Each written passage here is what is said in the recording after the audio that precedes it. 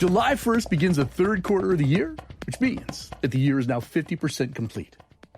You've had 180 days to drive results, to set a strong pace, and to rack up some big wins. So how'd you do? Are you crushing it, or are you getting crushed? See, if you had ambitions of making $250,000 this year, and you should have $125,000 in the bag right now, and if you set a goal of paying off $20,000 in high-interest debt, then you should have knocked off $10,000 off that balance by today. And if you said you were committed to losing 40 pounds, then you should be wearing baggy pants, getting lots of compliments, and be 20 pounds lighter right about now. Are you on track with any of your goals? Have you surpassed your expectations? Are you even close? Hi there, this is Gary Ryan Blair. Regardless of your year-to-date results, you and I both know that you're capable of more, and I mean so much more. And that's why I put together this third quarter checklist. The 7 things that you need to do in order to drive exponential results, to play at the top of your game, and to deliver record-setting performance in the third quarter. So let's get after it. I always know when the third quarter is approaching, because that's when we kick off the 100-day challenge, and my inbox gets inundated with the same question.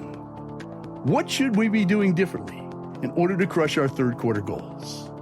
My reply is always the same. The things you need to do to crush your third quarter goals are the exact same things you should have been doing since the beginning of the year. The big difference now is you have less time to hit your sales quota, to close any performance gaps, to redeem yourself, and to finish what you started some time ago.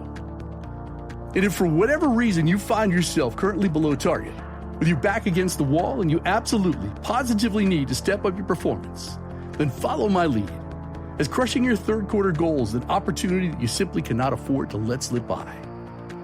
Now, you must recognize a few things about the importance of seizing this opportunity to redeem yourself by crushing your third quarter goals, especially if you got off to a slow start this year. Number 1, the third quarter will have very little value to you from a productivity standpoint if you do not deliberately pounce on it with the intent to set a fast pace, to secure some quick wins, and to close any performance gaps. In a very real sense, this is a use it or lose it, now or never proposition. And number 2, your loss is someone else's gain, as someone with more courage, more conviction, and confidence in you will find a way to step up their game, to hit their target goals, and to make the kind of progress you only wish for. So what follows is your 7-point checklist. 7 rock-solid strategies for knocking it out of the park in the third quarter. Strategy number 1 is to assess your performance. I long ago discovered a critically important discipline that has allowed me and my clients to continually grow, to improve and prosper. I'm talking month after month, quarter after quarter, and year after year.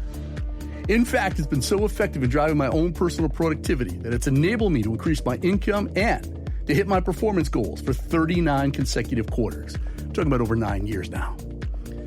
So what is it, you might ask? Let's call it after-action review. And it's all about measuring and reflecting upon your year-to-date performance. It's about reviewing what you did right as well as wrong. And most importantly, about determining the corrective actions that you need to make. And to crush your third quarter goals, you need to perform an after-action review right now by analyzing your year-to-date performance, and I'm talking about the good, the bad, and the ugly, and leveraging every ounce of knowledge for what it's worth. And the process consists of a few simple but critical steps. Step number 1, you identify your 3 biggest wins for the first half of the year. Step number 2 is to analyze what you did right so you can use that information as a springboard for even bigger wins. Step 3, identify your biggest disappointment and how you fell short. Step 4 is to analyze what you did wrong so you can create history rather than repeat history. And step number 5 is to use all the information that you obtain to set bigger and bolder goals for the third quarter.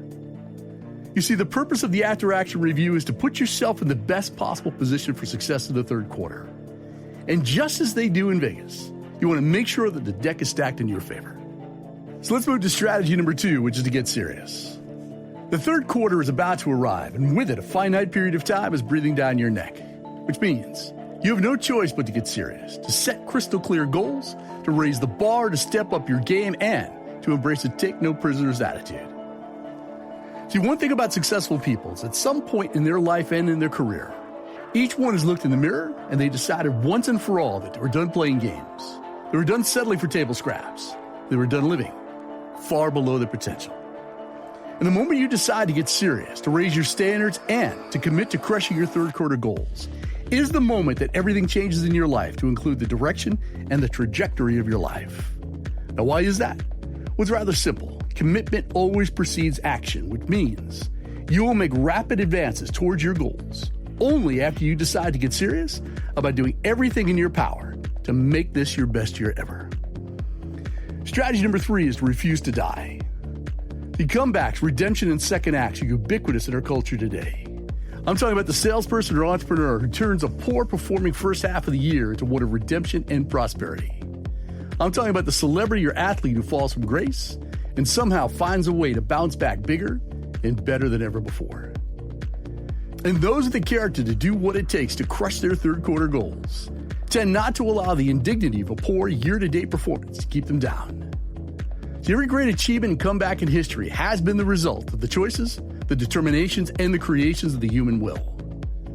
A comeback acknowledges that her back is up against the wall. She acknowledges the sins of past performance. She analyzes both opportunities and obstacles and strengthens her resolve and crawls to her feet once again. And when you're down or below target, one thing is definitely going to happen. Other people will write you off, but do not let them define you. You must maintain your dignity. You must commit to the goal of attacking your third quarter goals, and you must refuse to die. That takes us to strategy number 4, which is to start saying no. Consisting of 2 letters and 1 syllable, the word no is the most powerful word in your vocabulary, as well as a complete sentence. It's the easiest word for setting any kind of limit, for holding firm to boundaries, and for being crystal clear about what you will or will not do during the third quarter. And I promise you this, you'll be infinitely more productive once you recognize these 3 things. The first, no is not a dirty word. It's not a negative word, nor is it a selfish word. Learning to say no is liberating. It frees up your time to focus in on your key priorities. 2, you're in complete control of how you spend your time, and saying no allows you more time and energy to pursue your most important ambitions and goals. And 3, saying no actually increases the value of the things that you can say yes to. You see, saying no is the most strategic decision you can make for the simple reason that it simplifies your life. It focuses your attention and accelerates your overall effectiveness, guaranteeing a record-setting third quarter. So let's look at strategy number 5, which is do things differently or to do different things. A strong third quarter is dependent upon extraordinary execution skills. The better you execute, the better you perform, and the stronger you finish. It's that simple. And expecting to get better results for the same old behaviors will only succeed in perpetuating more pain and digging a deeper hole. It will not, and I repeat, it will not get you to a superior level of performance. Therefore, crushing your third quarter goals necessitates new and better execution skills. In short, things need to change, and when faced with a need to change, you only have 2 options. You either do things differently, or you can do different things. Now, this is a subtle but very important distinction. And if you have any chance of closing your execution gaps and making this your best year ever, you must ask yourself, do I need to do things differently, or should I focus on doing different things? And getting the answer right, getting it quickly, will be the key to a successful, abundant, and record-setting third quarter. And that is what you really want, isn't it? And that brings us to strategy number 6, which is to speed things up. See, the old rules no longer apply. It's not the big who eats the small anymore. It's the fast who eat the slow. Speed is a massive and sustainable competitive advantage that you must utilize with great authority. As speed is a demonstration of commitment, of competence, and clarity of purpose, and speeding things up is the key to rapid, ongoing, and transformational results in the third quarter. You will achieve true greatness and crush your third quarter goals only, and I repeat, only after you develop a sense of urgency about what you're doing. And I'm talking about urgency to the extent that driving superior performance and achieving your third quarter goals is a matter of life or death. And perhaps the most compelling reason of all for taking massive action each day and using speed as a dominating competitive advantage is that time is finite. Not one of us is getting any younger, and the sooner that you realize the value of speed, the more serious you take your goals and the greater urgency that you will build in your daily habits. Now, before we move on to the final strategy, allow me to drive this point home with the conviction it deserves. You must take massive daily action and turn the pursuit of speed into your primary weapon for crushing your third quarter goals. And the final strategy, strategy number 7, is to be relentless. Your success in crushing your third quarter goals and making this your best year ever will forever be linked to your heart, to your will, to your steadfast commitment to your goals. Winning big in the third quarter necessitates that you fight on with undying, relentless determination. And by choosing to be relentless, you are demonstrating no abatement of severity, intensity, strength, or pace, nor are you softening or yielding in determination. And being relentless means that you have the type of spirit that's incapable of being overcome, subdued, or vanquished in any way, shape, or form. In short, it means that you are unconquerable. And if you passionately believe that you're up to the challenge and committed to making the most of the third quarter, then understand this. It is your right and your responsibility to cultivate an unbeatable mind and to enforce your will over any resistance force. You see, the rewards for those who are unyielding in the pursuit of a strong and prosperous third quarter will far exceed the pain that must precede the victory. So here's a question for you. Are you ready? Are you finally ready to fast track your third quarter goals? Now, I ask that question because I'm going to take the liberty of being blunt right now. See, the third quarter has arrived, and 180 days is more than enough time for you to set a pace, for you to build momentum, and to deliver results.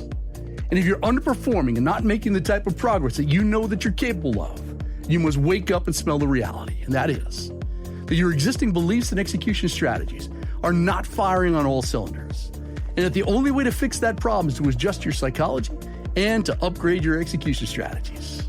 Look, there's no point in pretending that thinking better, working smarter, and upgrading your execution skills is anything less than the savviest move that you can make right now. And while there are plenty of excuses, there's not one good reason for you to procrastinate, to say that you're not ready to take on this type of performance challenge, or that the timing is just not right. I got news for you. Timing's never been better. See, to date, more than 750,000 people and organizations from more than 80 countries around the world have used the strategies they learned in the 100-Day Challenge to deliver jaw-dropping results. And I accept full responsibility for inspiring people to do insane things like climb Mount Everest, to run their first triathlon, to turn their annual income into their monthly income, and to say adios to their comfort zone forever. And I'm confident I can do the same for you. As to who should participate in this extreme performance acceleration program, well, that's an easy one. The 100-Day Challenge is appropriate for everyone in the boardroom, the classroom, the locker room, and the living room. And like any world-class competition, it contains the elements necessary for creating a performance explosion. I'm talking rules, coaching, accountability, a scoreboard, a finish line, fans, competition, but most of all, it's fun. Now I'm going to close with a quote from Mark Twain, who said this: 20 years from now, you'll be more disappointed by the things you didn't do than by the ones that you did do. So throw off the bow line, sail away from safe harbor, catch the trade winds in your sails, explore, dream, discover. The third quarter has arrived, and that is more than enough reason for you to throw off the bow lines, to sail away from safe harbor, and to enroll in the 100-Day Challenge today. Make it the very next thing you do.